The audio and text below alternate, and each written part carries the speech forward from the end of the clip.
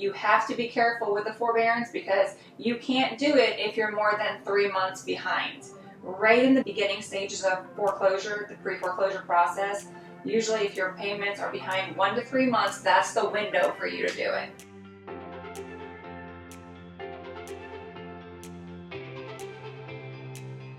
Hey guys, I am Kady. This is Chris. We are local in the Orange Park and Jacksonville areas, and we are the Foreclosure Fighters.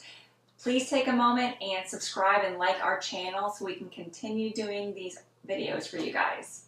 Today we are going to talk a little bit about forbearance, how that looks, and then a story of a homeowner that has personally gone through it. So Chris, tell me a little bit about forbearance.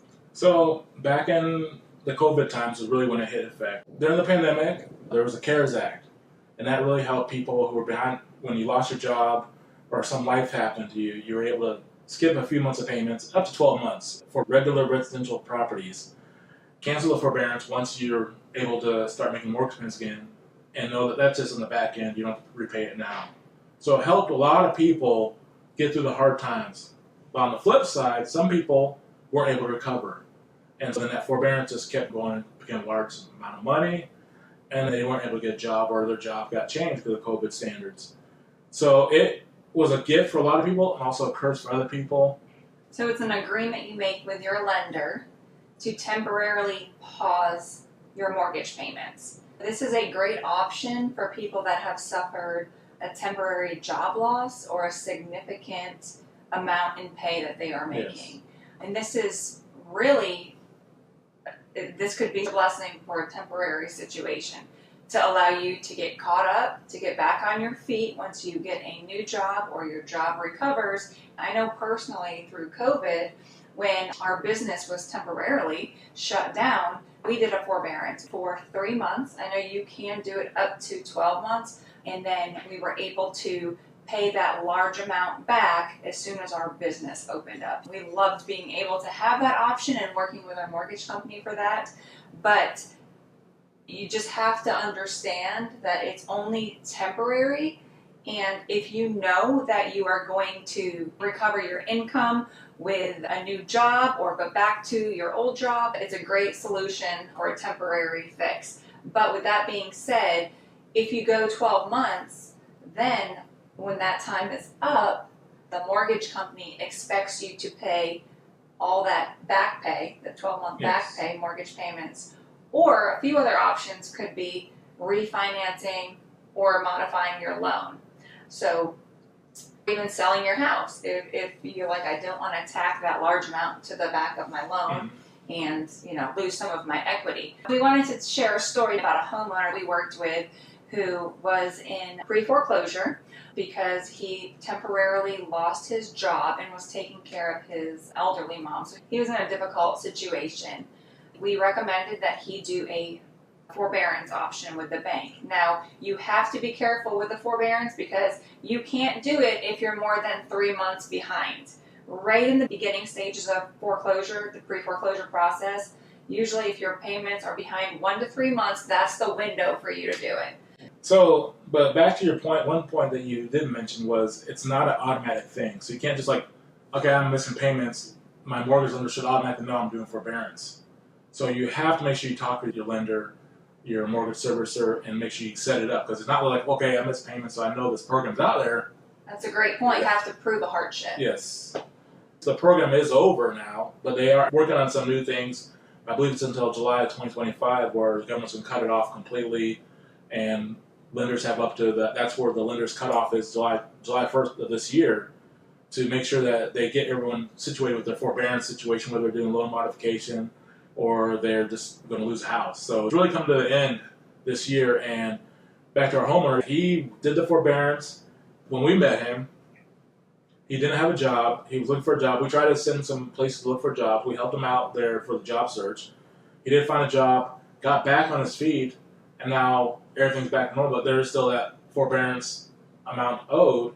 And when you mentioned selling the homes, that's another thing people don't think about is, great, yeah, I looked on Zillow, my house worth $300K. Our mortgage is $200, and then sometimes people forget that they took the whole year off and not paying.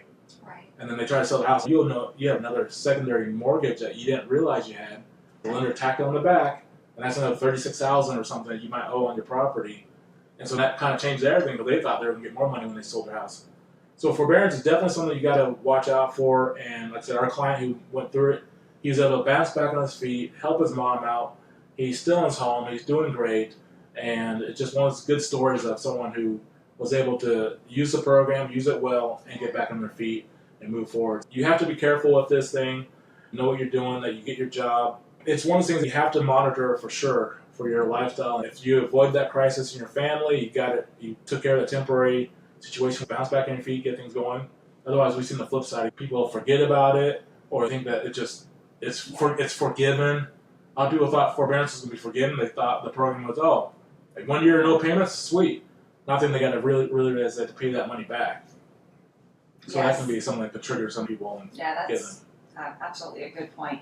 So with this specific homeowner we were referring to, he was extremely proactive in the beginning stages. The moment he was 90 days delinquent and found out that his house was in pre-foreclosure, he reached out and we got him in with his lender. That's the best thing to do. Reach out to your lender right away to see the options you have.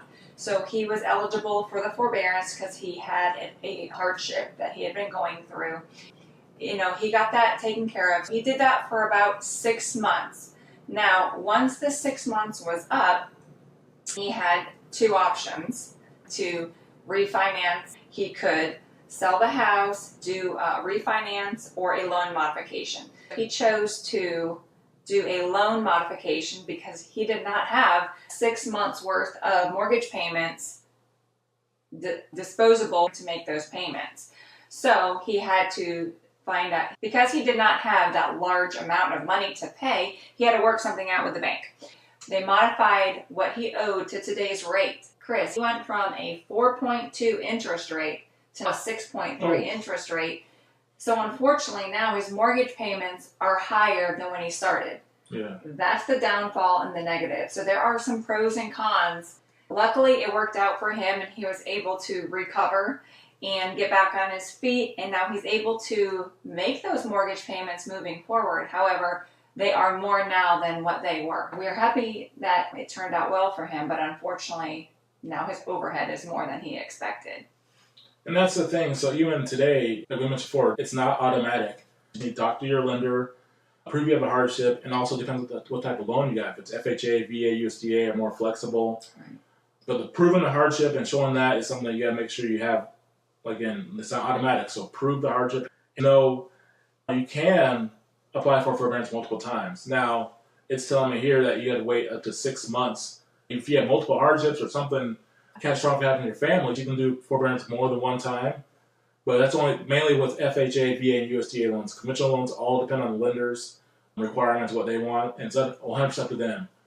Like you were saying, to get it solved and get it refinanced at current rates today, that's another story. You kind of can see the future. If you had a hard time with that first payment, not saying you can't make that second payment, but man, if you go from a 4 to a 6 to a 7 or something like that.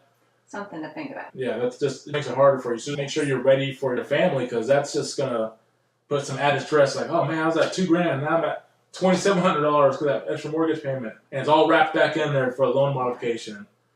Loan review forbearance can be a great option if you're experiencing a temporary hardship. It allows you to prevent pre-foreclosure, and it also does not affect your credit. It just allows you some temporary relief for a short period of time. As long as you understand what this looks like when that temporary period is up, whether you have that large amount of money to pay back or to tack onto the back of the loan or modify your loan to today's rates. The best thing to do is just have the knowledge and to make the best decisions for you and your family. So be ready, reach out to us. We're here to help you out. If you have any questions about forbearance, or any situation with your house and you're behind on payments, don't hesitate. Call, text, our information down below. We're here to help you out. So please, don't wait. Thanks for your time today, guys. We hope to hear from you soon.